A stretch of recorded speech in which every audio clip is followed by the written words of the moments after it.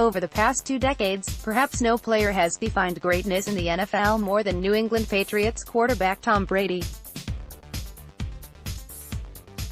The image of him leading his team down the field in the final minutes of a game to steal a victory is deeply embedded in the minds of both Pats fans and anyone who's rooted against him. But it didn't have to be this way. In fact, things almost ended up quite differently.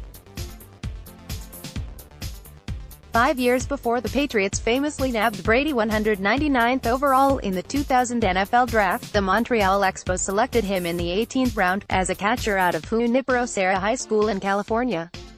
As a junior in high school, Brady's team won the CCS baseball championship, even though he had a rare unclutch performance, going 0 for 3 with a strikeout. You can watch him, no. 12 fly out at the 220 mark, strike out at 455 and pop out at 610. In 2 varsity seasons for Junipero Serra, Brady hit .311 with 8 homers.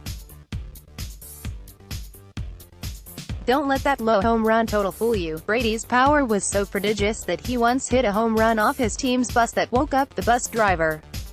During a pre-draft workout for the Mariners, he reportedly hit a dinger at the Kingdom with a wooden bat. It almost goes without saying that his arm behind the plate drew the notice of scouts as well. Between Brady and Vladimir Guerrero, those early 2000s Expos would have had arm strength for days.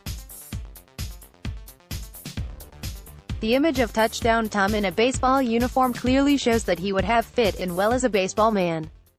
Just how good would Brady have been had he chosen baseball over a football career at the University of Michigan? Despite being selected 507th overall, he was regarded by some as a legit prospect.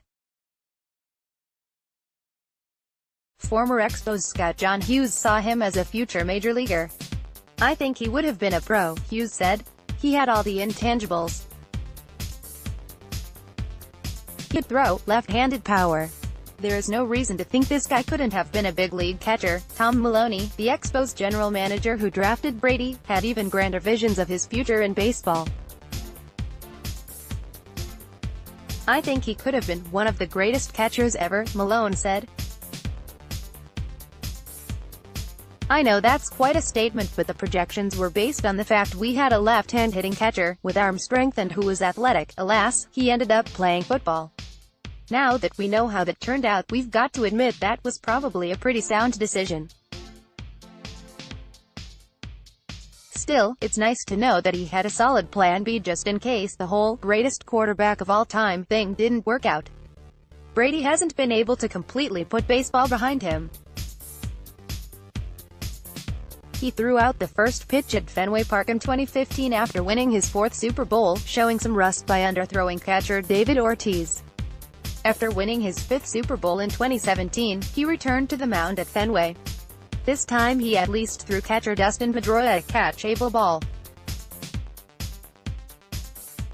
So, as the Patriots compete for yet another Super Bowl on Sunday, let's all take a minute to reflect that, in another world, those Super Bowl rings on Brady's fingers could well have been World Series rings. Eric Chesterton is writer for Cut 4.